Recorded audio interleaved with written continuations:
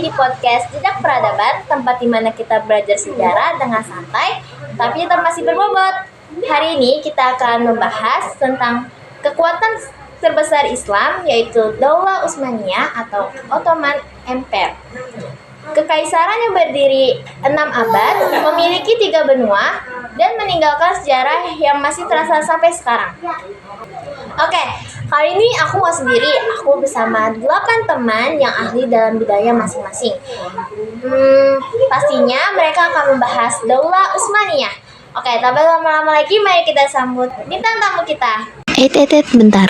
Disclaimer dulu ya. Podcast ini dibuat untuk sharing pengetahuan. Jadi, podcast ini dibuat per segmen. So, enjoy the video.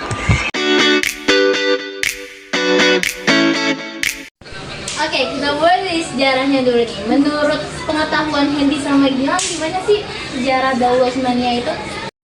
Daulah Utsmaniyah berdiri pada tahun 1299 Masehi, didirikan oleh Utsman bin Ertugrul di wilayah Anatolia, Turki. Saat itu, wilayah tersebut dipenuhi kerajaan-kerajaan kecil setelah runtuhnya Abbasiyah.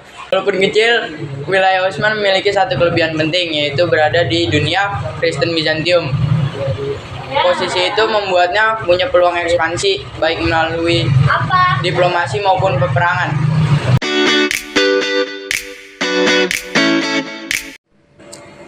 Oke, di sini ada Yuli sama Gina. Gimana nih, kalian bisa nggak bagi informasi atau pengetahuan tentang Daulah Utsmaniyah? Bisa. Oke, mulai dari siapa dulu nih? Siapa? Dari kamu aja, Boy. Oke. Jadi itu dalam beberapa generasi pertama, Utsmaniyah terus memperluas wilayah. Tetapi momen yang benar-benar mengubah sejarah itu penaklukan Konstantinopel di tahun 1453 Masehi oleh Sultan Mehmed II atau Muhammad Al-Fatih. Bayangin, kota itu udah berdiri lebih dari 1000 tahun dan terkenal sebagai kota yang nggak pernah bisa ditaklukin. Tapi Al-Fatih datang dengan strategi militer yang luar biasa, termasuk Meriam raksasa yang menghancurkan benteng Bizantium. Nah, setelah penaklukan itu, Konstantinopel berubah nama menjadi Istanbul. Istanbul. Nah, dari sini Utsmaniyah ini menjadi salah satu kekuatan politik terbesar di dunia. Baik. Bisa nggak sih kamu ceritain tentang masa kejayaan Daulah Utsmaniyah?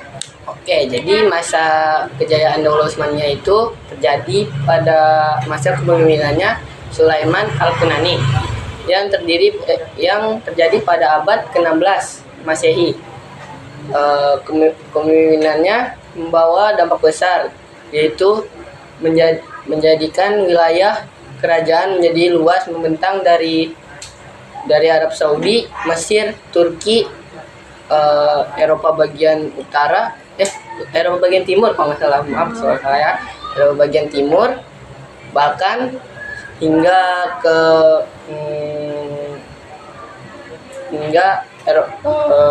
Eropa Utara.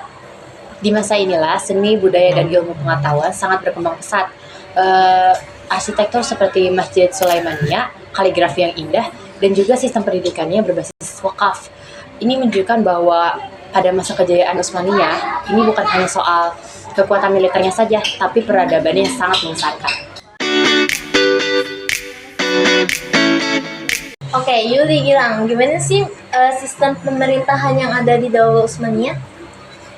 Sulaiman juga dikenal dengan The Lawgiver karena menyusun sistem hukum modern bagi kerajaan. Sistem birokrasi Utsmaniyah cukup maju.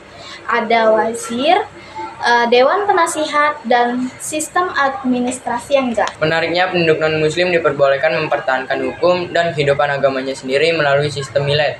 Ini menunjukkan sikap toleransi yang cukup tinggi untuk ukuran zaman itu.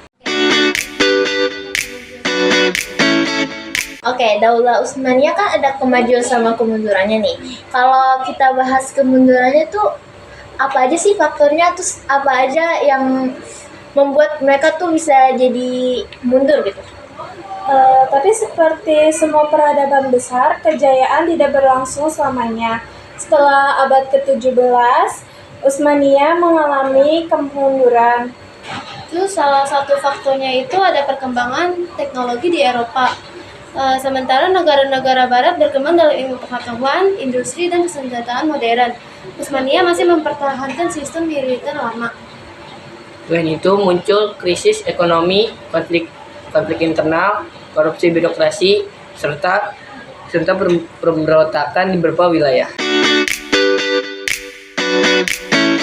Pada abad ke-19, pemerintah mencoba melakukan reformasi bernama Tanzimat untuk modernisasi hukum, pendidikan, dan militer.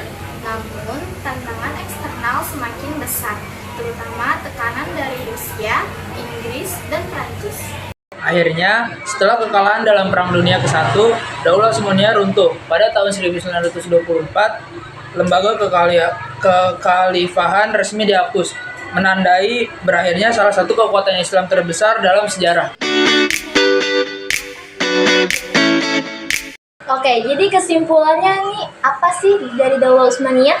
Dari Daulah Utsmaniyah, kita belajar bahwa ketakutan tidak hanya datang dari wilayah atau senjata, tetapi dapat berupa dari persatuan umat, ilmu pengetahuan, dan kepemimpinan yang amanah.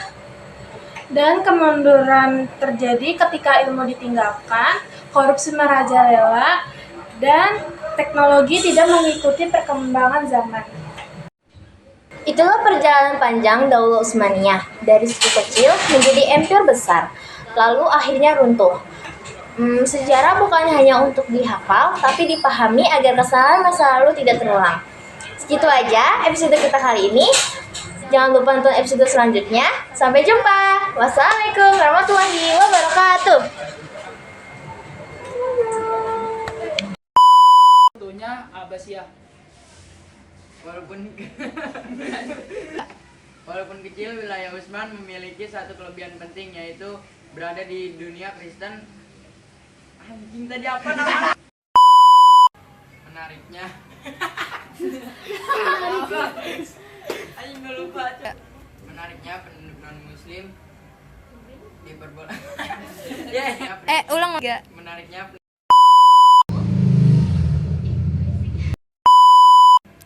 Ulang ya. Dikat ya. Mau ngapain lo?